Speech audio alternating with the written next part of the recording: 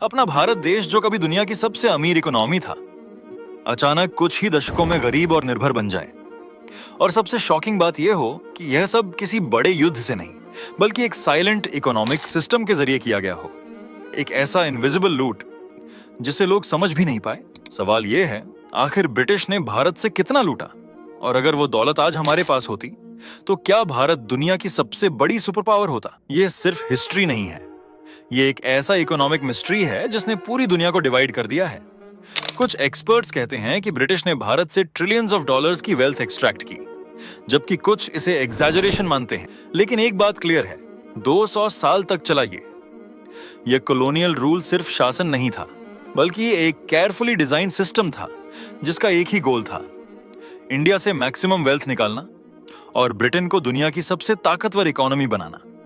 1700 के आसपास Bharat global GDP का लगभग 25% हिस्सा था, यानी हर 4 रुपए में से 1 रुपया भारत से आता था। इंडियन टेक्सटाइल्स, स्पाइसेस, हैंडीक्राफ्ट्स पूरी दुनिया में फेमस थे, लेकिन 1757 की प्लसे की लड़ाई के बाद सब कुछ बदलने लगा। ईस्ट इंडिया कंपनी ने धीरे धीरे इंडिया के रिसोर्सेज, टैक्सेशन सिस्टम और ट्रेड राउट्स पर कंट्रोल करना शुरू कर दिया। यही एक्टिव मोमेंट था जहां से इंडिया की वेल्थ ट्रेन होना शुरू हुई और ब्रिटेन का राइज शुरू हुआ। ब्रिटिश ने एक बहुत स्मार्ट सिस्टम बनाया। उन्होंने भारत में किसानों और व्यापारियों से भारी टैक्सेस वसूले और उसी पैसे से भारतीय गुड्स खरीदकर ब्रिटेन भेज दिए। यानी इंडिया अपने ही रिसोर्सेज को बेचकर भी गरीब होता जा रहा था।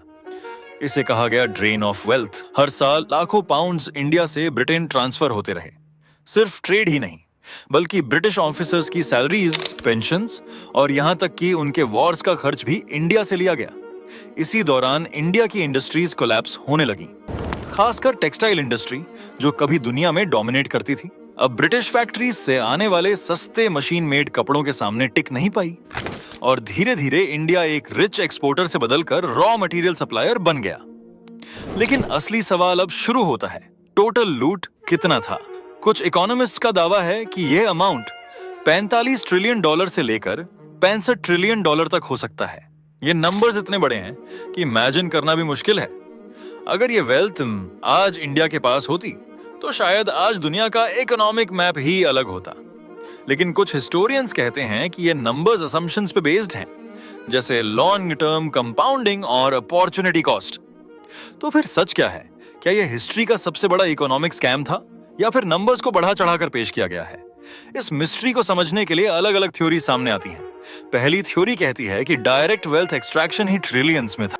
दूसरी थ्योरी कहती है कि असली नुकसान इंडिया की लॉस्ट ग्रोथ थी, यानी जो इंडिया बन सकता था वह कभी बन ही नहीं पाया। तीसरी थ्योरी अपॉर्चुनिटी कॉस्ट की है, जिसमें कैलकुलेट किया जाता है कि अगर ब्रिटिश रूल नहीं होता तो इंडिया आज कितनी बड़ी इकोनॉमी होता। और यही फैक्टर नंबर्स को अनइमेजिनेबल लेवल तक पहुंचा देता है।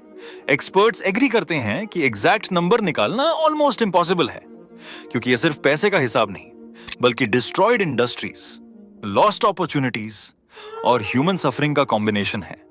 आज 2026 में खड़े होकर अगर हम पीछे देखें, तो यह साफ दिखाई देता है कि यह सिर्फ एक कॉलोनियल रूल नहीं था, यह एक long term economic extraction system था जिसने इंडिया की डायरेक्शन बदल दी। चाहे लूट 1 ट्रिलियन डॉलर हो या 65 ट्रिलियन डॉलर, असली नुकसान उससे कहीं ज्यादा था, क्योंकि यह सिर्फ वेल्थ का लॉस नहीं था, बल्कि फ्यूचर का लॉस था। एक ऐसे इंडिया का लॉस जो शायद आज दुनिया की सबसे पावरफुल नेशन होता। और शायद यही इस पूरी कहानी का सबसे बड़ा सवाल है कि अगर यह सब नहीं हुआ होता, तो आज भारत कैसा होता?